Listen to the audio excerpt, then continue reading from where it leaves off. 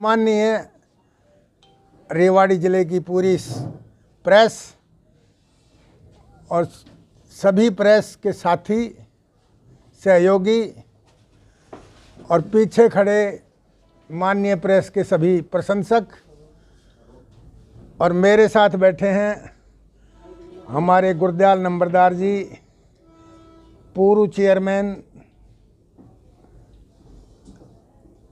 Ward number 12 से पार्षद रहे। मेरे साथ में मेरे बहुत ही प्रिय भाई, छोटे भाई शैलेंद्र सतीजा जी, हमारे पार्षद भाई ओम प्रकाश जी, और मेरे साथीगण बहुत से पंच सरपंच आए हैं। सभी आज मुकेश का जन्मदिन है, तो मेरे पास खबर भेजी, बोला जी आपको भी आना, केक काटेंगे हम। हमारे साथियों का मन है मुकेश जी के लिए केक काटेंगे। तो मैंने कहा, मगर भाई केक ही काटोगे?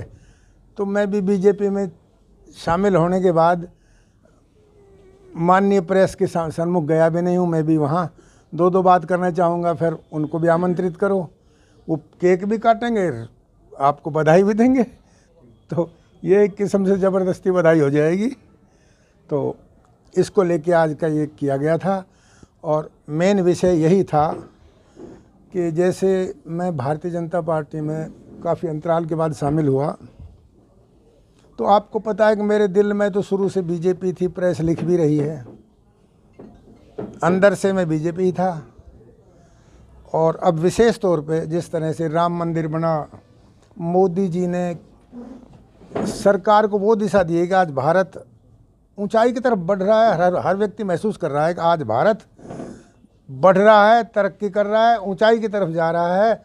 और वो समय दूर नहीं जब वित्तीय स्थिति में भी भारत कुछ दिनों अंतराल के बाद प्रथम स्थिति पर आएगा। और वित्त का समाधान होना, सारा ही समाधान ऑल इन वन है। बड़े बड़े काम हुए हैं मोदी जी के राज में, और आज मोदी जी का कोई सानी नहीं है। और लोग तो ये कहने लगे ये केवल भारत के प्रधानमंत्री नहीं, विश्व के प्रधानमंत्री हैं। तो ऐसी स्थिति में, और जब मनोहर लाल जैसे मुख्यमंत्री तो बहुत बने, पहले सभी बने, मैंने नाम भी बताया था कि चाहे बनारसी दास गुप्ता हों, भगवत दयाल शर्मा हों, राव वीरेंद्र सिंह हों, चौधरी भजन लाल जी हों, चौधरी बंसीलाल जी हों, ओम प्रकाश चौटाला जी हों, बीच में हुक्म सिंह भी आए थे, और अपने चौधरी देवीलाल भी रहे हैं। लेकिन जो काम मनोहर लाल खट्टर ने किया, सारे मुख्यमंत्री अपने अपने हिसाब से सरकार चलाते थे, और ऐसी भाव रहती थी जैसे मुख्यमंत्री सरकार चला रहा हूँ, मैं चला रहा हूँ।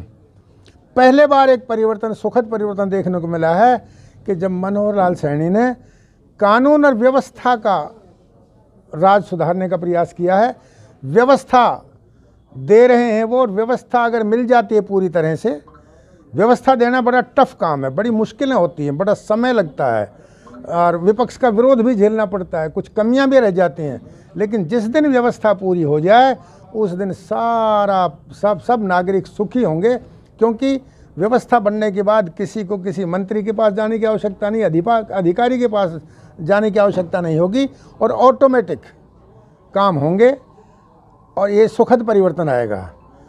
तो मनोहर लाल जी इस बधाई के पात्र हैं कि उन्होंने व्यवस्था देने का बहुत बड़ा काम किया है। और जैसे पहले नौकरियां बिकती थी, बोली लगती थी, विधायक और मंत्रियों के केवल रिश्तेदार ही लगते थे, पहले बार मुख्यमंत्री महोदय ऐसे आए जिन्होंने पर्ची खर्ची को बंद करके और बहुत रोजगार दिया है। अब पिछली हमारी योजना में तो बहुत लगे ही थे, अभी भी रेवाड़ी में, एकमात्र रेवाड़ी में 15 सब इंस्पेक्टर, रेवाड़ी ज़िले में 450 नौकरियां, और सभी साधारण लोगों को मिली है बिना पर्ची खर्ची के। अकेले हमारे गंगा चाहीर में 7 लोगों को नौकरी मिली, और सभी जगह इसी तरह से मिली है बिना पर्ची खर्ची के, बहुत गरीब साधारण लोग। ये व्यवस्था का फ़र्क है। तो ऐसे मुख्यमंत्री के साथ मेरी बेचैनी तो बढ़ी रही थी कि मुझे बीजेपी में ही रहना है तो देर क्यों। तो मैं अवसर आ गया, हमारे प्रदेश अध्यक्ष जी ने हमारी मांग महसूस की और जैसे ही उन्होंने बुलाया हम चले गए और हम ज्वाइन करके आ गए। राजनीति का अर्थ ये होता है, राजनीति का मतलब यही होता है कि चुनाव से पहले कम से कम अपने जो नाराज हैं या किसी कारण से बिछड़ गए उनको जोड़ें। और ये हर कोई करता है, हर पार्टी करती है, बल्कि हर कैंडिडेट भी करता है। अगर मैं एक प्रत्याशी हूँ तो मेरे साथी अगर कोई बिछड़ गए, किसी बात से नाराज़ गए, तो मैं उन्हीं के पास पहले जाऊँगा उनको मनाने के लिए। ये कोई बड़ी बात नहीं है, ये तो ऐसा होता है और मनाना चाहिए भी और बुलाना चाहिए भी, जोड़ना चाहिए भी, ताकत पार्टी की बढ़ानी भी चाहिए। जिस पार्टी में जितने ज़्यादा एस्पायरेंट होंगे, जितने ज़्यादा टिकट मांगने वाले होंगे, वो ये सिद्ध करता है कि ये पार्टी यही जीतेगी, इन्हीं की सरकार बनेगी। ये पहचान है। आपका क्या रूप, आपकी क्या रणनीति रहेगी, आपका क्या रूप है, क्या सोच? देखो, अभी पहले पार्लियामेंट का चुनाव है और पार्लियामेंट के चुनाव में के बाद कई परिस्थितियां बदलती हैं। ये उस समय बाद विधानसभा की बात तो उस समय करेंगे, और ना ये सोच के मैं पार्टी में गया। तो पार्टी में हम ज्वाइन किए हैं और पार्टी में ज्वाइन का ऐसी चर्चा थी कि भाई नेताजी 5 साल बाहर रहे, क्या किया। तो मैं एक बात तो ये बताऊं कि जब मैं बाहर था तब भी मेरा, जब मैं विधायक था, वो काम सब जानते हैं, बताने की ज़रूरत ही नहीं। और पार्टी छोड़ने के बाद जब मुझे निकाल दिया गया, तब भी मैं मुख्यमंत्री से बार बार मिलता रहा और हमेशा रेवाड़ी की मांगों की मैं देख के आया करता लिस्ट कि मेरे छोड़े हुए आधे काम बाकी हैं। और जो बॉयज़ कॉलेज है, इसके लिए सीनियर ये अपना सैनिक स्कूल जब शिफ्ट हो जाए तो इसमें हमारा कॉलेज स्थानांतरित कर दिया जाए, क्योंकि अभी बॉयज़ कॉलेज में, बॉयज़ स्कूल में ना स्कूल प्रॉपर चल रहा है और ना कॉलेज प्रॉपर चल रहा है। और मैंने उसके लिए एक चिट्ठी लिखी थी हमारे सांसद को, इंद्रजीत सिंह को भी, कि अगर आप मेरे अधूरे कामों को पूरा कर देंगे तो मैं अपनी टिकट करना भी सार्थक मान लूँगा। आपने पढ़ी भी होगी, आपके सामने ये बातें कही भी गई थी। उसके बाद जब इस स्कूल में किसी एनजीओ को दे दिया गया था, तो हमने किस दबंगाई से, किस ताकत के साथ उसका विरोध किया और उसको भगा के कॉलेज का वो भी लिख दिया था। अब चूंकि हम पार्टी में नहीं थे तो हम अपने केस को उस तरीके से पेश नहीं कर पाए। अब फ़ायदा ये होगा कि हम इन सारी चीज़ों को, जो हमारे अधूरे काम हैं, उनको पूरा कराने के लिए मुख्यमंत्री जी से डिस्कस करेंगे, इसको आगे बढ़ाएंगे। जैसे ये हमारे दोनों बस अड्डे हैं, रेवाड़ी के भी, धारवाड़ा के भी। मेरे कार्यकाल में इनमें बजट दिला दिया था, पैसा पहुंच गया था। ड्राइंग नहीं बनी है हमारे बाद, क्योंकि कोई परस्यू करने वाला रहा नहीं। रेवाड़ी में नेतृत्व का अभाव रहा और काम नहीं हो पाया। इसी तरह से म्यूनसिपल कमेटी की जो गत बनी है, जो हालत बनी है, वो भी नेतृत्व के अभाव में बनी है। मैं ये मानता हूँ कि जो नगर परिषद चेयरमैन है, उनको उतना अनुभव नहीं था। और दूसरा क्या था कि हमने, और आज भी हम ये चाहेंगे कि नगर परिषद में या कहीं भी किसी भी सरकार में मेरा तेरा जब ख़त्म हो जाएगा, मैं ये चाहूँगा कि हमारे नगर परिषद में चाहे पक्ष में हो चाहे विपक्ष में हो, विपक्षी पार्षदों का भी काम उतना ही हो जितना चेयरमैन के पक्ष का काम होता है। तो गड़बड़ नहीं रहेगी और कोई शिकायत नहीं रहेगी, डेवलपमेंट अच्छी होगी। और नेतृत्व अगर ठीक हो तो टाइम बाउंड काम हो कि सब पार्षद अपना एस्टिमेट दें क्या चाहिए उनको, और उसका अधिकारी एस्टिमेट बनावें, और फिर टाइम बाउंड ही टेंडर लगे और टाइम बाउंड ही काम कंप्लीट हो, तो हमारा शहर, हमारी जो ये म्यूनसिपल कमेटी है, गति पकड़ेगी। और गति इसीलिए नहीं पकड़ पाई कि यहाँ खींचातान ये हो गई कि अपना रूलिंग पार्टी के कुछ पार्षद मान लो ये मान लें कि हमारा काम पहले हो, हमें ज़्यादा ग्रांट मिले, और उससे उपेक्षित महसूस करें दूसरे विपक्ष वाले, तो उसमें खींचातान में काम नहीं चलता। मेरे कार्यकाल में मैं हर मीटिंग में शामिल होता था और सबसे पहले हम विपक्ष वालों के, क्योंकि उनके एरिया में भी रहते थे सब लोग हैं, हम भारतवासी हैं, सबका समान विकास होगा तो झगड़ा नहीं रहेगा। और हर पार्षद को अगर प्रॉपर ग्रांट मिले, हमारे देश में, हमारी सरकार में पैसे का अभाव थोड़ी है। लेकिन किस तरह से हम काम करते हैं वो डिपेंड करता है, उसका अनुभव होना चाहिए और नेतृत्व जो है ना उसको सही दिशा देनी चाहिए, फिर दिक्कत नहीं आती।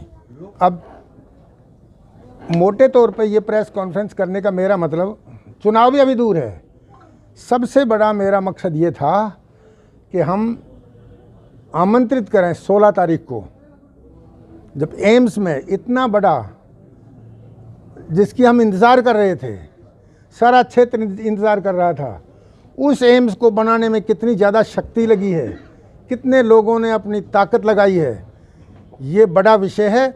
और आज वो इच्छा पूरी होके जब मोदी जी ने फिक्स कर दिया है 16 तारीख, तो उसके लिए हम सभी को, मैं अपनी तरफ से, अपनी पार्टी की तरफ से और अपने सब साथियों की तरफ से आह्वान करता हूं कि ज़्यादा से ज़्यादा संख्या में लोग मोदी जी का धन्यवाद देने, उनका आभार प्रकट करने के लिए 16 तारीख को जरूर आएँ। हम सब का आह्वान करते हैं, क्योंकि इस मामले में ना कोई पक्ष है और ना विपक्ष है। विपक्ष को भी आना चाहिए, ये बड़ा काम है, सबका साथ देगा काम है, और इसको उत्साह के तरीके से एक जैसे क्या कहते हैं त्योहार के रूप में मनाया जाना चाहिए।